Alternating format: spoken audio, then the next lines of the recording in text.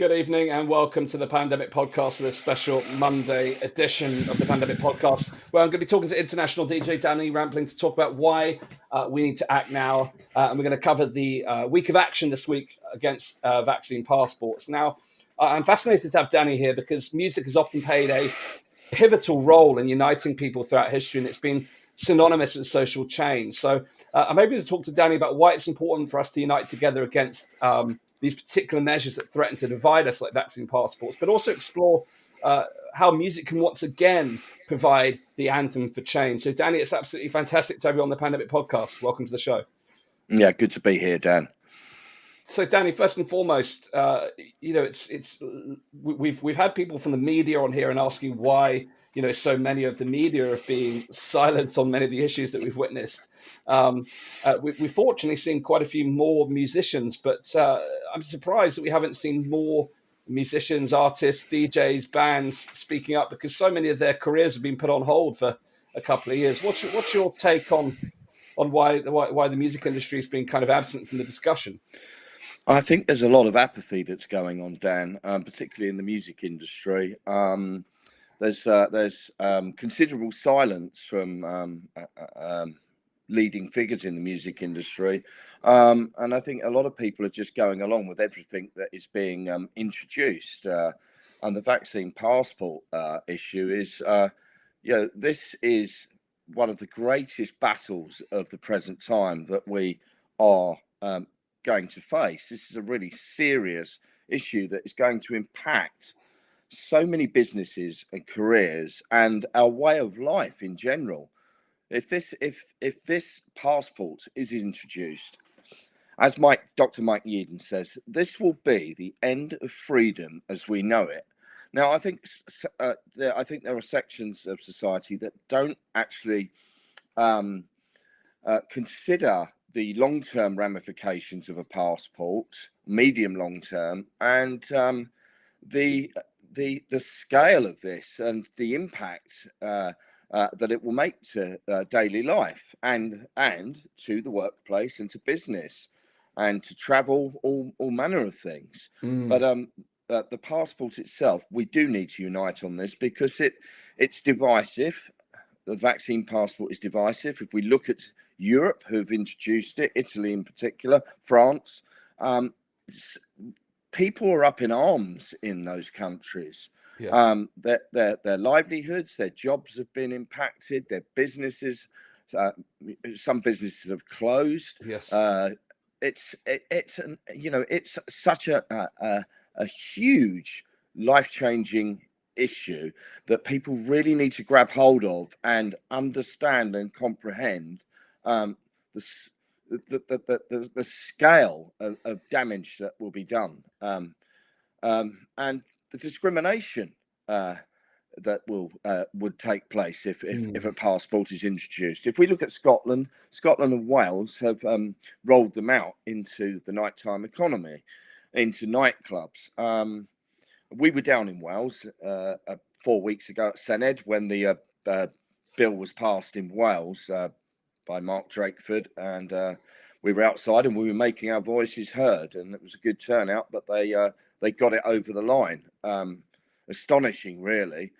But Wales has been severely restricted, and the Welsh economy is, they've had extended lockdowns like Scotland. It's been devastating for business and jobs in Wales and the general economy.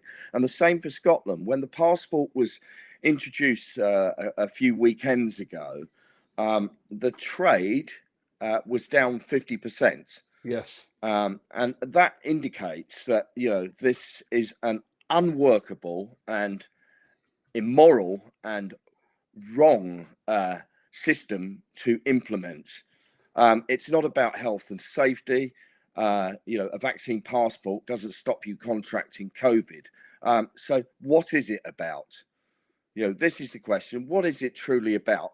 It's about control. It's a framework for a social credit scoring system, intrusive surveillance, keeping up to date with a string of vaccinations, very likely, all manner of things. But the social credit scoring system is something to be very, very concerned about. If we look at China, this is the Chinese model, that Chinese citizens, they don't want to live their lives under that kind of oppression, but they are forced into it. It's tyrannical. And there's no place for a vaccine passport in our free and open democratic society in the UK and across Europe. Europe, I look at a lot of independent media, and that's where the true reports are from. The mainstream media doesn't seem to be reporting what's happening in France and Italy and Germany and Austria, but thankfully to new media, we get that instantly from people on the ground who are reporting the facts of what's going on in those countries, with Germany saying that they are going to lock down and make life very difficult for people who are unvaccinated and give privileges to those who are, and the same for Austria. Well, this is regressing back into 1939-45 history, for goodness sake. And what is it that so many people are not seeing? They're not grasping that the scale of this, and why is that? Why are they just not seeing further than today, and thinking? Well, a lot of people, and I talk to a lot of people, well, it's just an app, and our mobile phone tracks us everywhere anyway.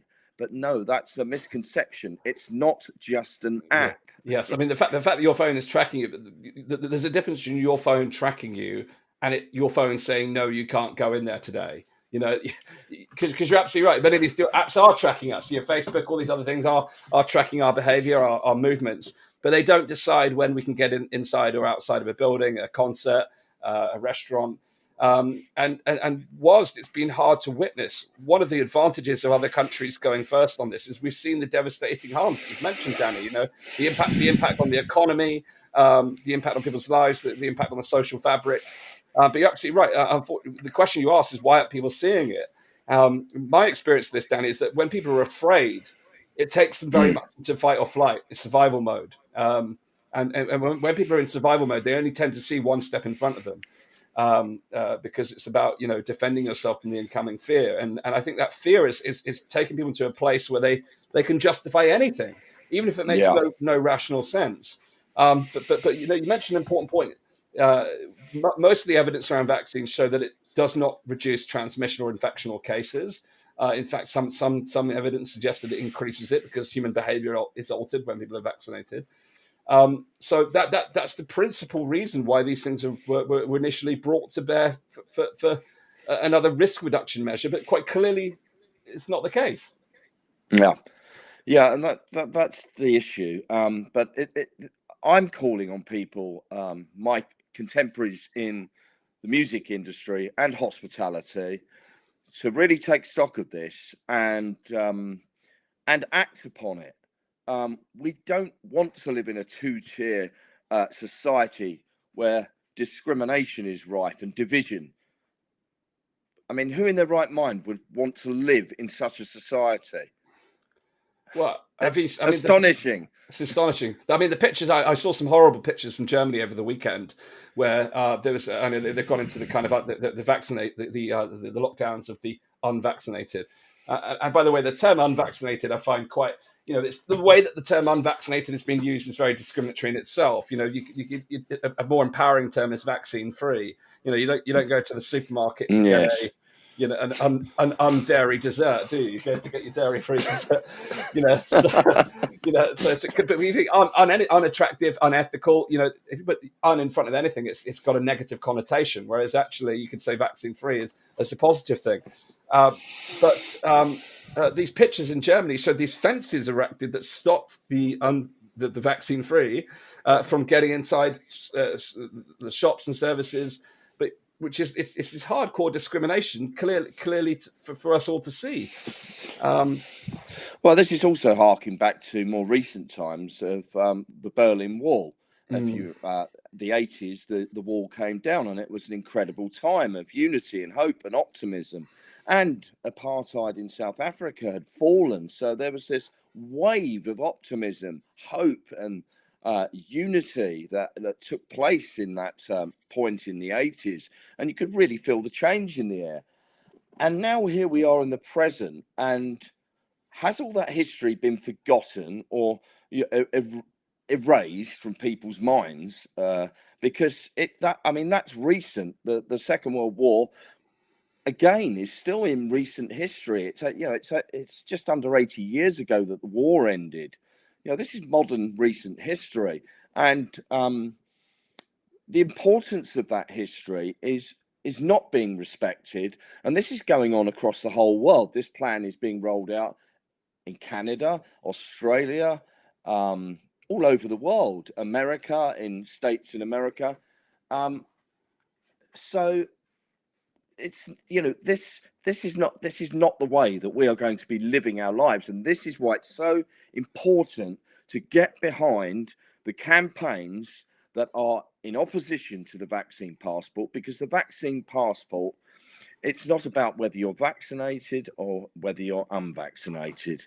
This is about civil liberties and human rights, and we have to defend those liberties and those human rights in the name of the sacrifice that has gone on in the Second World War, for example. Was all of that sacrifice in vain? Just think about that for a moment, because the way this society is, the way society is heading, if they do implement this, we are on very, very unstable ground as a functioning society. And we don't want to be like China. We don't want the Chinese model. No, thank you. And neither do the Chinese people want that generally. Yes. I mean, it's interesting. I mean, someone asked me today on another podcast interview about, the precursors to this type of tyranny, and we're seeing many of those top precursors: classification, symbolization, discrimination, dehumanization, polarization, and enforcement of policies that further exacerbate those divisions. But society is willingly compliant. It's not. And my fear is the old phrase of what you permit is what you promote here. And you've got organizations like the United Nations sat on the sidelines, not intervening, and so many of the United Nations Human Rights Acts have been violated. Yeah, you have to ask, why are these organizations enabling this to happen? Because it's clearly not about risk reduction. It's clearly an ideological attack on individual rights and Western values in many ways, which I know many people can't see. They just think it's just about reducing cases, which obviously we talk about being invalidated. But we do need to take a stand, and we can only do that by coming together. And we'll talk about the campaign in a minute, Danny. But I'm keen to understand. You've traveled the world as a musician, as a DJ. Music's played a role in united people around the world. Tell us a little bit about the role you think music could have in terms of uniting the people going forward, and perhaps how music is, in your lifetime, how you see music unite people, and how we could use music again to bring people together. Well, I certainly have, because I was a figurehead in shaping the electronic music scene back in 1987 and the subsequent two summers of love, 88 and 89. It was a remarkable, unique time.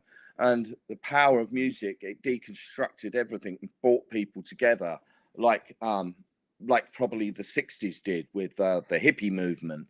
And it was an incredible time of unity, hope, optimism. As I said, the Berlin Wall was falling. Was brought down.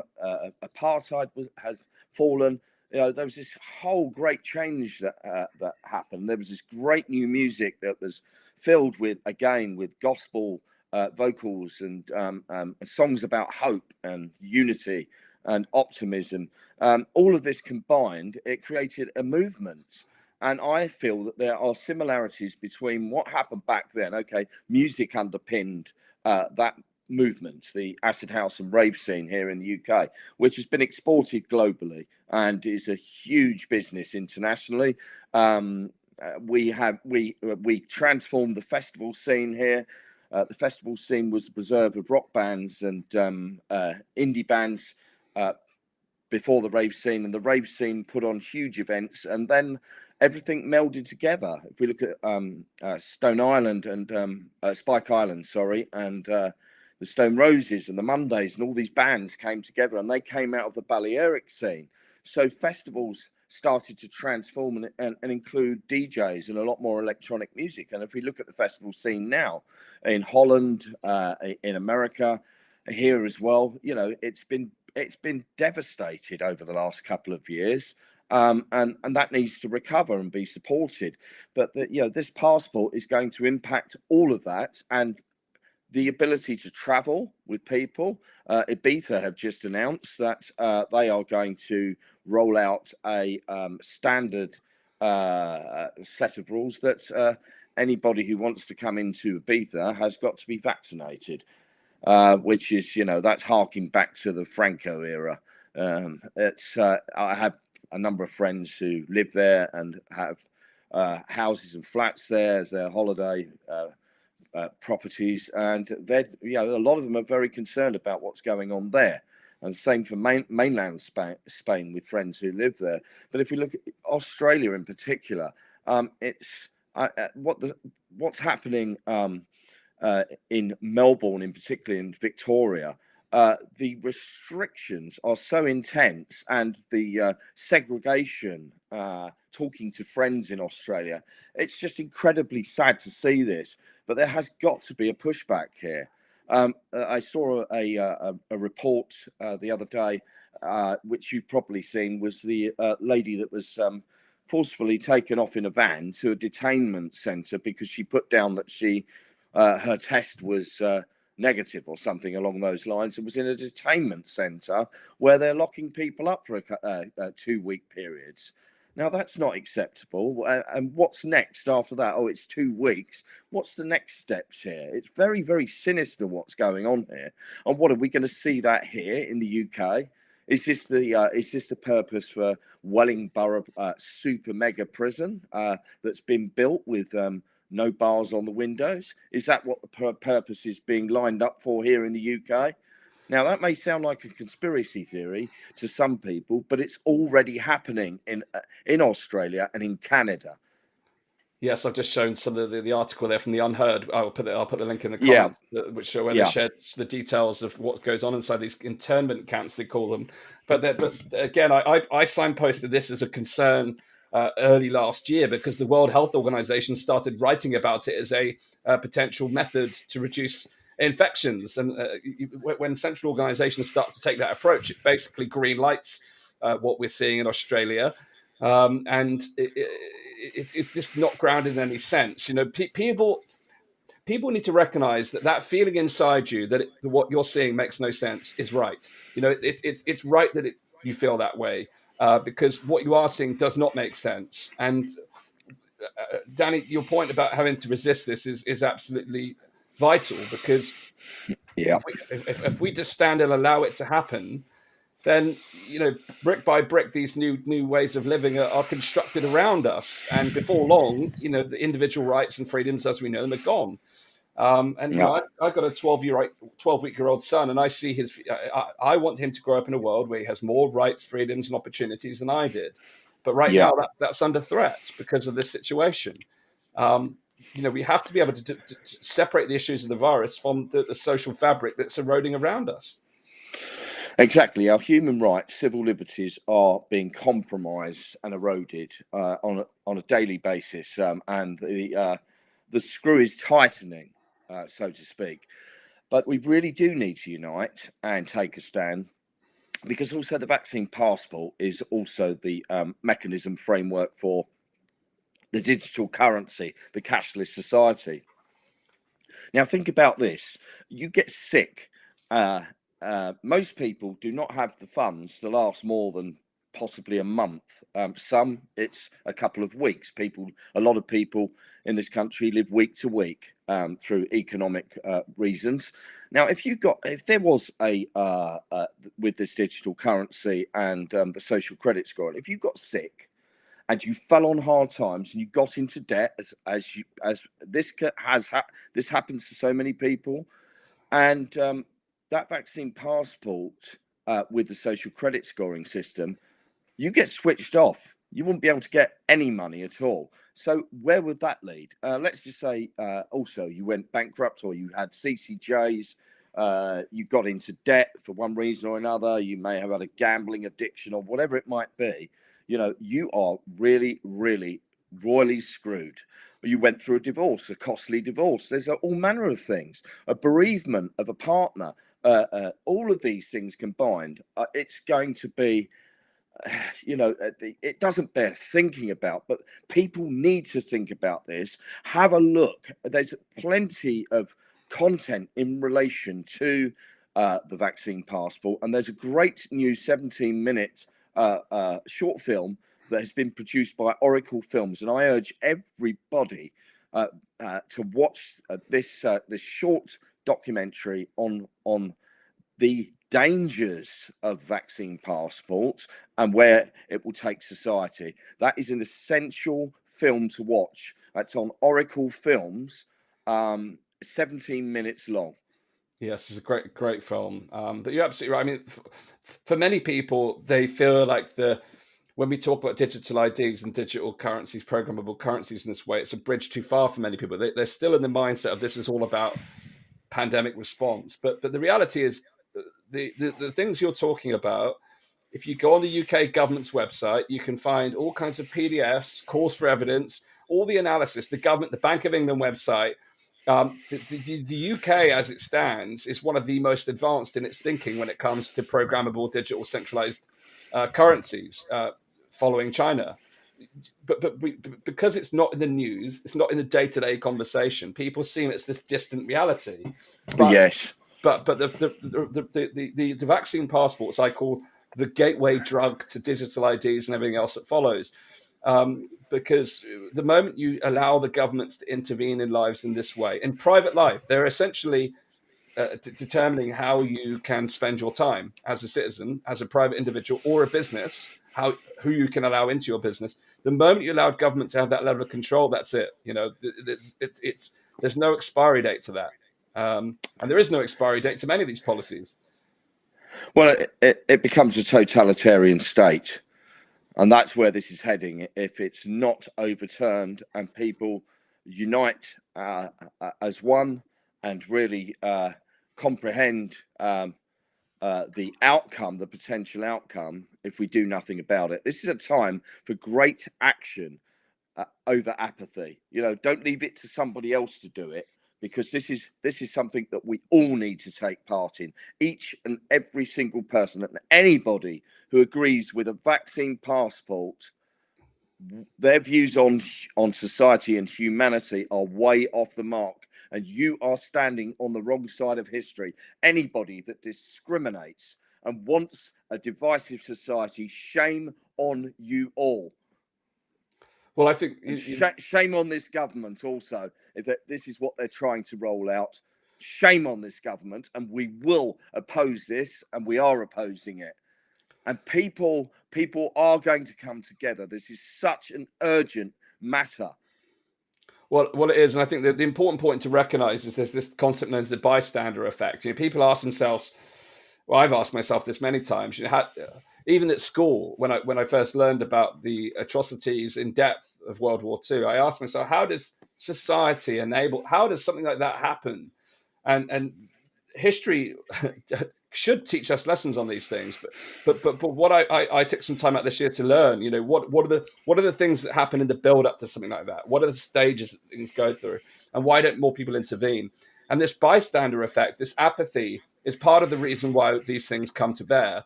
And I'm not comparing vaccine passports to World War II. I am comparing the behaviours of society who witness a divisive or dangerous policy coming forward, and we haven't taken enough action. So that's why I'm excited to have Danny here tonight to talk a little bit about the week of action that we're taking part in with Together. Danny, you've been a huge ambassador of the work that Together have done, and tell us a little bit about the Together Action Week on vaccine passports this week. I certainly am an ambassador, and have committed and continue to commit a huge amount of time to the Together Declaration campaign, because I fully understand the scale and gravity of what's happening here. And I'm taking action along with a group of over 200 groups and individuals under the banner of the Together Declaration. And I am in a handful of people in the music industry who will stand up and call this out. I don't have any fear in respect to that. I'm not, a career that your careers could be gone in an instant, or, pretending that there's nothing wrong. Oh, it's just a passport. Oh, don't worry, everything's going to get back to normal soon. It's not. It's not going to get back to normal soon. This is why we have to stand up and be counted, and we have to stand in our truth and our power and commit ourselves to these campaigns that are acting on behalf of everybody in society. Now, it's a call to action for people from all walks of life to get involved with this week of action. Today has been calling your MP to get a surgery appointment. I called my MP earlier. I spoke to her assistant and was told that the next appointment is in January. So I said, so he advised me to send an email, which I have this afternoon. And if you're sending an email, please make sure that you include your name, your full name and address on the email, because they disregard emails that do not have those full details. Because, most people don't book appointments with their MP. I haven't been to an MP's office and sat down and had a chat with my local MP. But I'm so concerned about everything that's going on that I'm now, attempting to book an appointment with at surgery with the local MP. And we are recommending that everybody does this across the land and gets behind this. The week of action tomorrow, day 2, is emailing your MP. There's a standard letter on the togetherdeclaration.org website that you can copy and paste and adapt and personalize and put that into your MP tomorrow. We've got to let them know that we're not just going to sit in the shadows and do nothing about this. We have to lobby them. They work for us, and the government speak on behalf of the people. And right now, they are not speaking on behalf of the people. They are a law to themselves. They are doing whatever they choose to without any inquiries or repercussions. So the call to action this week is for everybody out there, and share the information, share the Together Declaration, sign the charter. There's 145,000 people that have signed the charter to date. The day of action continues on Wednesday the 8th, and that's an outreach locally where you can go out and leaflet, phone call again to try and speak to your MP, leave the same message as of today. If you cannot get through, leave your details, your full name and telephone number. Day 4, the second email, if there is no response within 24 hours, a second email to follow up on. All of this information is on the Together Declaration website under the week of action, Thursday, December the 9th.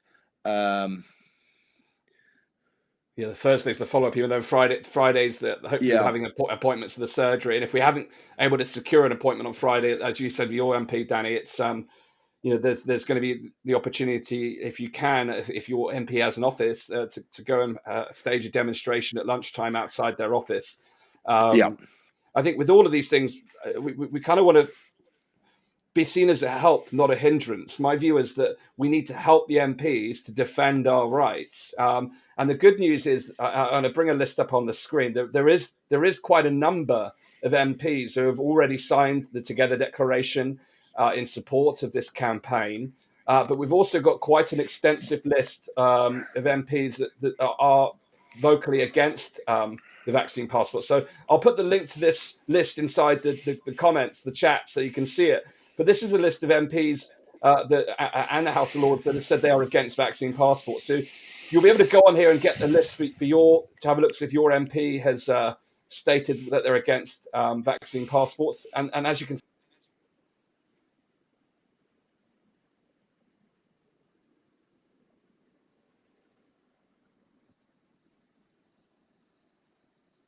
the good news is the House of Lords. So rest assured, there are MPs out there that are on message, that are on call.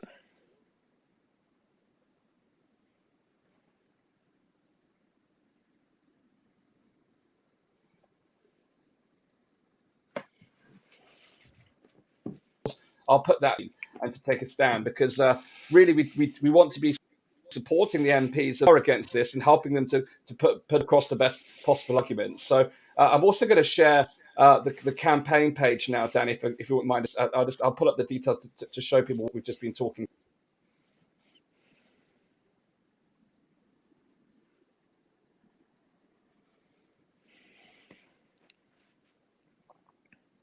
through.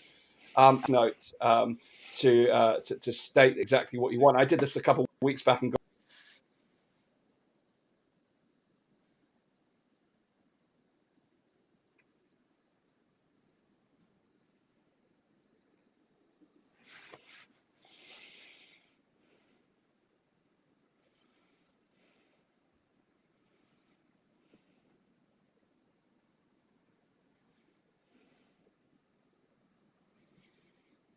having the surgery meeting if you can. And there's some guidance here about what you can say, and if not, it's got some instructions about what you can do. So again, this particular link, if you look in the description to this episode, you'll find this link, but you'll also see it now in the comments for this episode. So I'm hoping that we can do a live call now. Danny, you up for this? If I call my MP with you on the line? Yeah, go ahead, Dan. Great. I'm just going to mute you as I do this. So just to put this into action straight away. So your MP's phone number, you can find your MP's phone number on this site here, which is members.parliament.uk/members/commons. And you can type, if you don't know your MP, you can type in your postcode and it will come up there. I'm going to type in the name of my MP, Darren Jones, and it will give me his office number. So there's Darren, Bristol Northwest, where I'm based, and we can see here there's the phone number. So I'm going to dial my MP live on this call to see if we can get a message across to my MP. So give me a second. I was just sharing the screen. Actually, I don't think people saw what I was just sharing. I'll just share the contact information here. I'll just go through that again so you can see that. Bear with me a second. Share screen. It's important that you get the website where you can get your MP's contact information.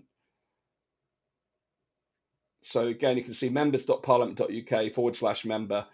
Here's my MP, Darren Jones. You'll find it for yourself. So I'm going to pick up the phone. I'm going to dial this number now and see if we can get hold of anyone at the office so that we can get this ball rolling in Bristol.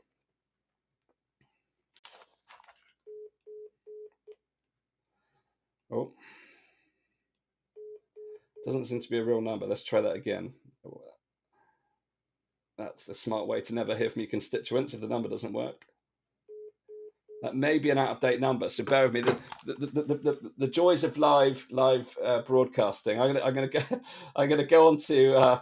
I'm gonna bring Danny back for a second whilst I go through that. So I'm just gonna. Okay.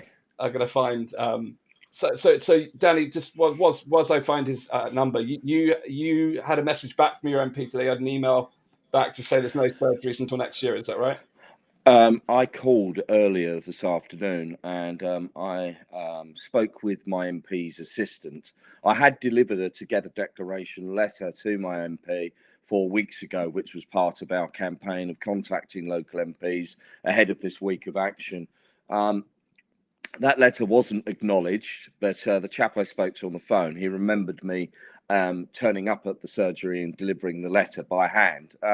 They asked me to post it through the box, and I said I'd much prefer it if you come to the door and answer the door, please, and I would like to deliver it by hand, because it could go missing if I just leave it in the letterbox.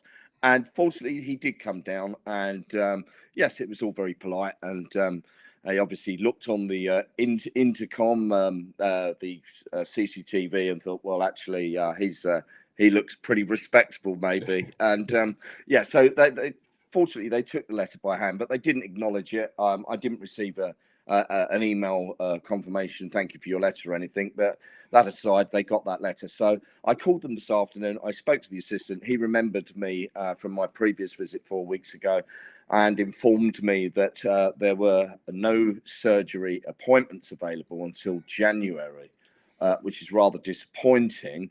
So he then advised me to email in my request also just that there may be an opening. So fingers crossed there may be an opening here in December.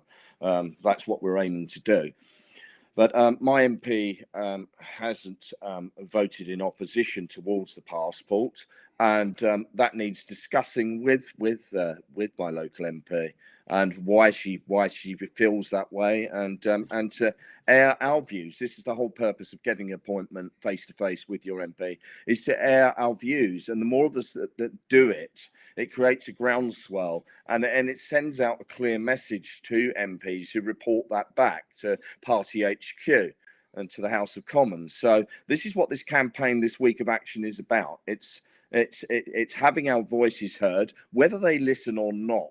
And please don't get despondent. Too many people I talk to say, well, they won't do anything about it, or, you know, what can we do? You know, it's not going to change anything. But as I said, it's action over apathy, because every small thing we do can create a ripple of change. And this is very important to bear in mind. So whatever you do, whether it's sending even if it's just sending an email as part of this week of action, if maybe you're not able to do something every day, even just an email, that will count. And you know, it's about all of us taking some form of action at this critical junction point, because that's where we're at. We're at a serious critical junction point for society and democracy and British values and our open, free way of life that is being eroded right now, and we cannot lose that way of life. It's been fought for. Freedom and liberty has been fought for. Remember that.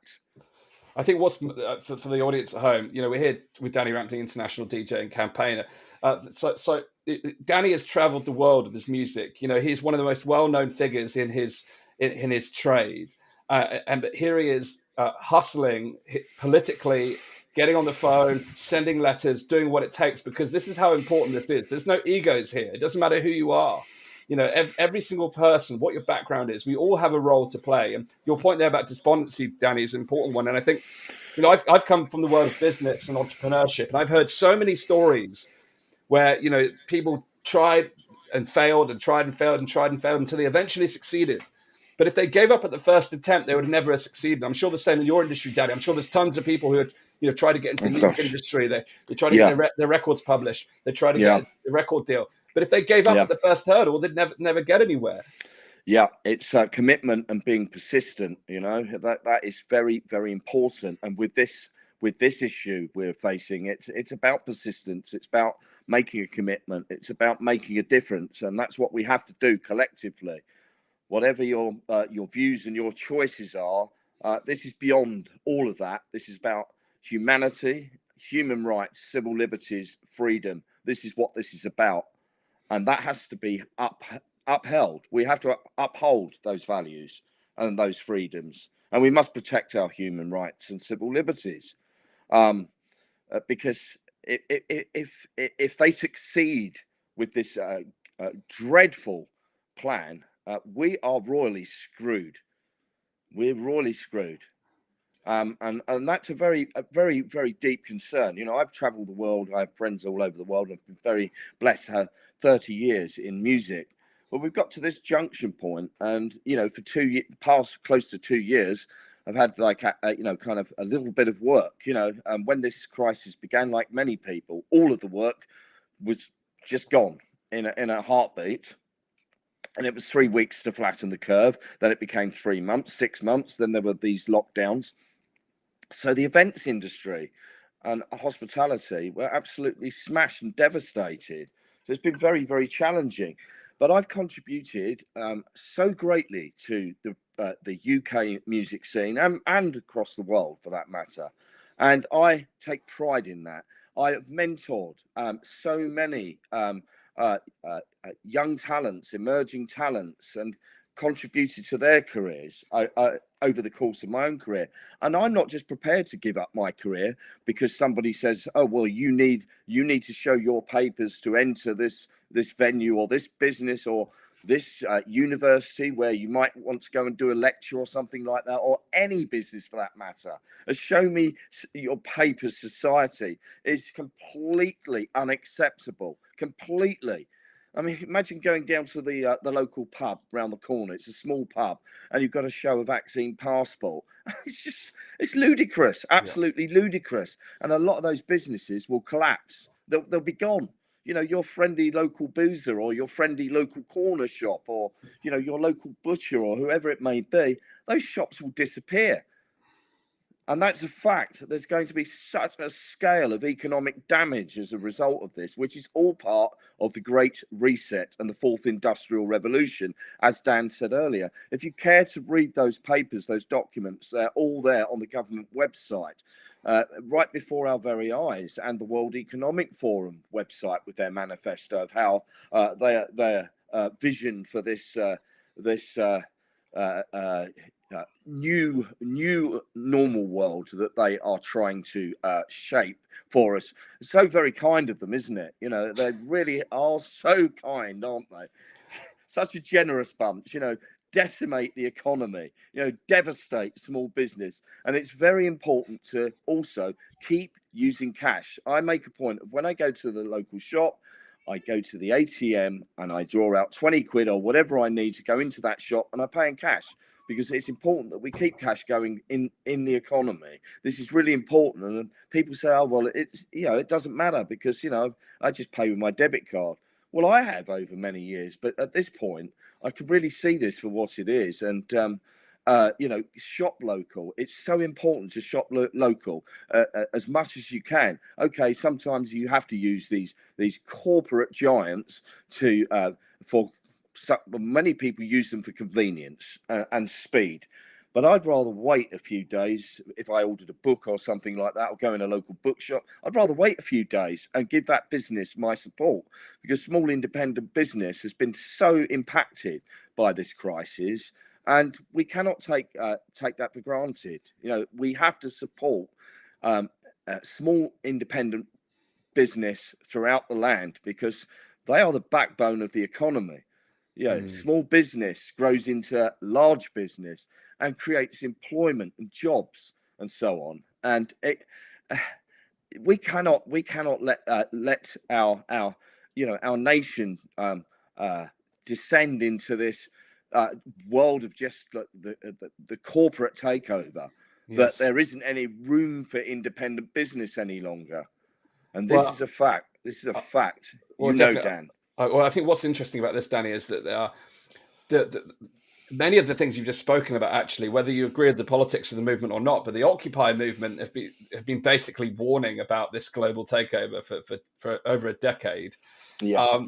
And tomorrow, Wednesday rather, there's a major protest in London outside the House of Lords about the police bill, which effectively threatens the right to protest, amongst other things. But that interestingly, is going to be attended by all kinds of protest groups outside of the kind of quote unquote freedom movement that we're part of. And I think what we're going to start to see is that the overlap of these issues into other campaign areas, which is going to create a much larger movement. Because I look forward to Wednesday, Danny, speaking to different campaign groups, whether I agree with the politics of what they stand for or not. Yes. And just to say, look, we've got some commonalities here, and we need to unite around these core issues. Because there's a world of I mean, firstly, defending the right to protest is critical, because if we lose that, then I don't know what's more damaging: getting vaccine passports or losing the right to protest. They're both up there with massive serious issues. Serious, yeah.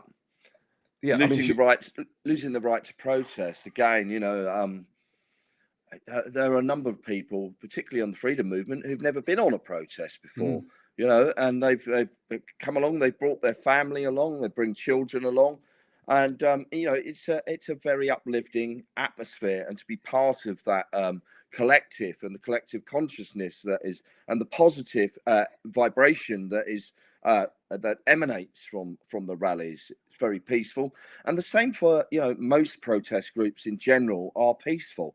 But what we're seeing here, let's just say, kind of people who can't be bothered about protests and don't mind this bill being passed. Well, let's just say you live in an area, and say the highways council, the council want to knock your house down and put a rail link through there, or a road or something, or chop down woodland, all manner of things. You would have that if they pass this bill, that we won't have the right to protest. Of course, we won't stop protesting. They can threaten jail time all they want, but it's beyond, we're way beyond that.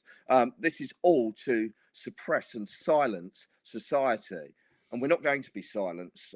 And we really need to support the protest bill. Also, I shall be there on Wednesday. I will be there on the following Monday, and I'll be there the following Wednesday.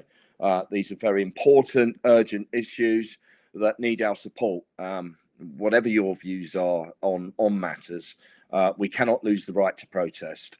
Yes, absolutely right. I mean, this truly is a week of action. I'll be there on Wednesday as well. I'll be taking the podcast with us and doing some live footage. It's really important that we preserve these human fundamental rights. On one hand, we're defending the right to protest. On the other, we're defending liberties and looking to prevent things like the discriminatory vaccine passports. But we can't. The good thing is throughout history that it's not taken all of society to enact change. A small number of committed and focused individuals who get organized can overcome this type of thing. But rather than being the bystander, watching other people take action, be part of the change. My message constantly on this is, don't let life pass you by. You have to be part of the change that you want to see in the world, and you have to take action in every way that's possible for you. If you can't attend on Wednesday, that's fine. Share the details with other people who may be able to attend.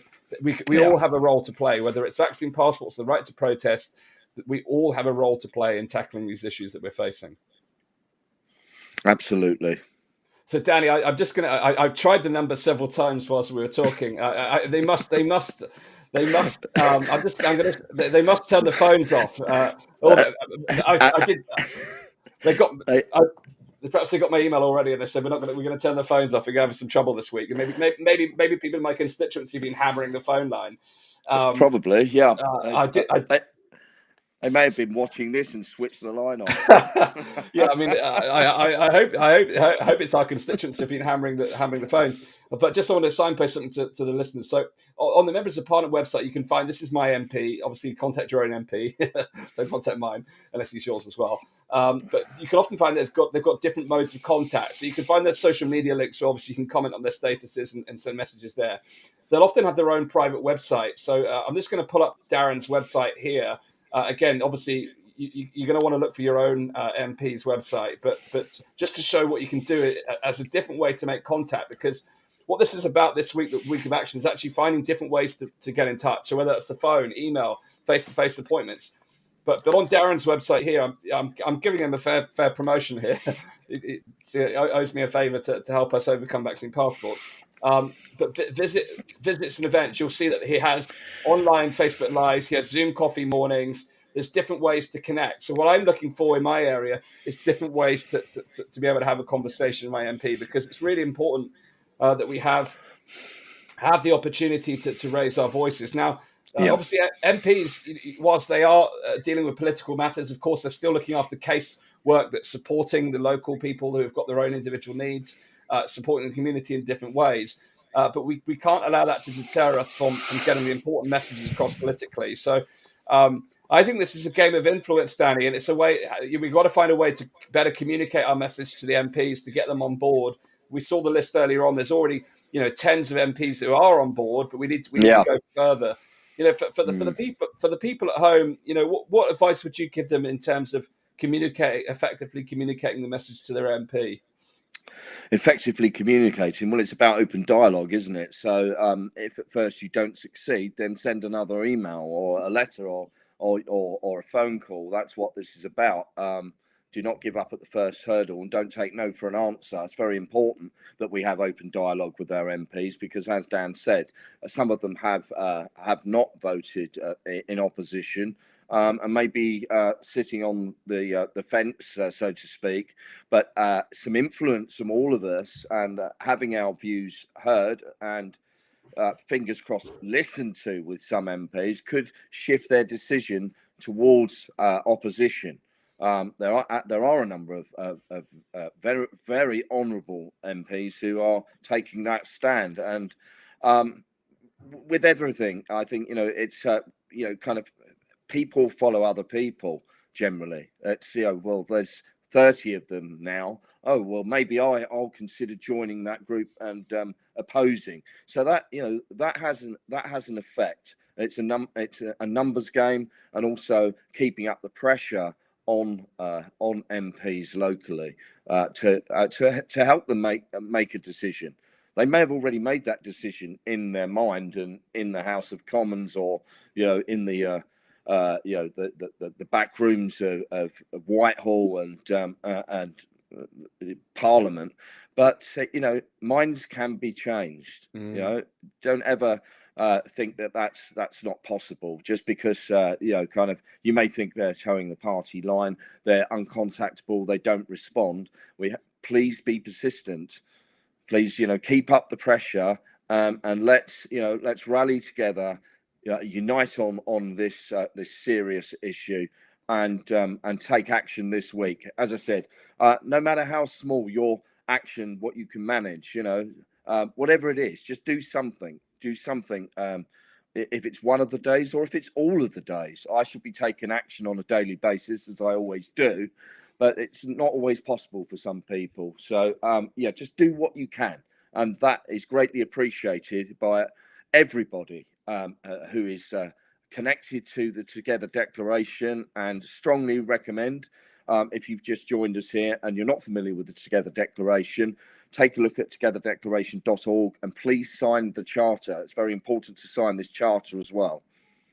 Indeed. Thank you, Danny. And thank you so much for being here and for your relentless action, for having the courage to step up and be a voice for the music industry, as well as for humanity, really, and the citizens of this country.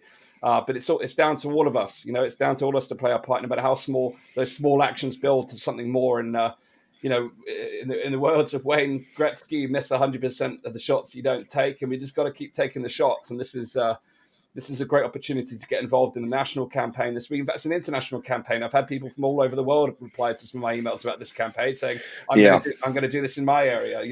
It's down to all of us. This is a global situation, and the more people that begin to unite behind this campaign, the more likely we are to succeed. So I want to thank everyone for tuning in tonight. Thank you for taking action. Please do take a form of action.